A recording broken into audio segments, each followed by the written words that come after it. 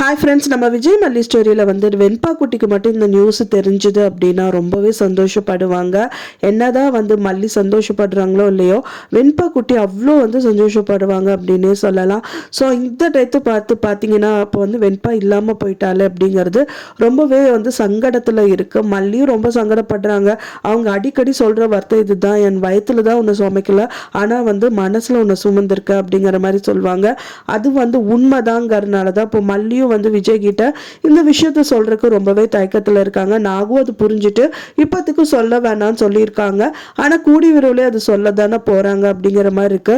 ஆனா வெண்பா குட்டி கண்டிப்பா கிடைக்கணும், அப்படி இருந்தா மட்டும்தான் வந்துட்டு சந்தோஷமா மல்லி வந்து இந்த விஷயத்த வெண்பா குட்டி ஃபர்ஸ்ட் சொல்லிட்டு அதுக்கப்புறமா தான் அவங்க டாடாக்கு சொல்லுவாங்க அப்படிங்கிற மாதிரி தான் தெரியுது.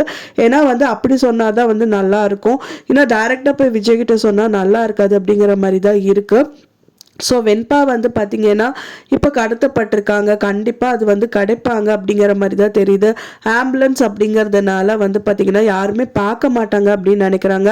பட் ஆனால் இப்போ போலீஸ் வெரிஃபிகேஷனில் வந்து பார்த்தீங்கன்னா இவங்க போலீஸ்கிட்ட வந்து கம்ப்ளைண்ட் பண்ணியிருக்காங்க. அது கமிஷனர் கிட்ட எல்லாம் சொன்னதுனால ஸோ பெரிய லெவலுக்கு போயிருக்கு. அப்படிங்கிறனால வந்து பார்த்தீங்கன்னா ஆம்புலன்ஸ் கூட செக் பண்ணுறதுக்கு நிறையவே பாசிபிலிட்டிஸ் இருக்குது.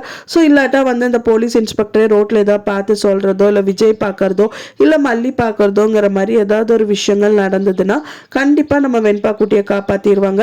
ஸோ வெயிட் பண்ணி பார்க்கலாம் ஃப்ரெண்ட்ஸ், எவ்வளோ சீக்கிரம் வந்து வெண்பா கிடைக்கிறாங்களோ அந்த அளவுக்கு வந்து மல்லியோட ஹாப்பினஸ் வந்து டபுள் மடங்கு ஆகும். ஏன்னா வந்து பார்த்தீங்கன்னா 2 குழந்தைங்க வரப்போகுது அப்படிங்கிறனால ரொம்பவே சந்தோஷமா இருப்பாங்க.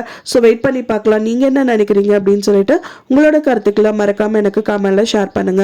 நான் சொன்ன இந்த தகவல் உங்களுக்கு பிடிச்சிருந்தா மறக்காம லைக் பண்ணுங்க, ஷேர் பண்ணுங்க, கமெண்ட் பண்ணுங்க, சப்ஸ்கிரைப் பண்ணுங்க. மேலும் இன்னொரு மல்லி சீரியல் அப்டேட்டோட நெக்ஸ்ட் மீட் பண்றேன்.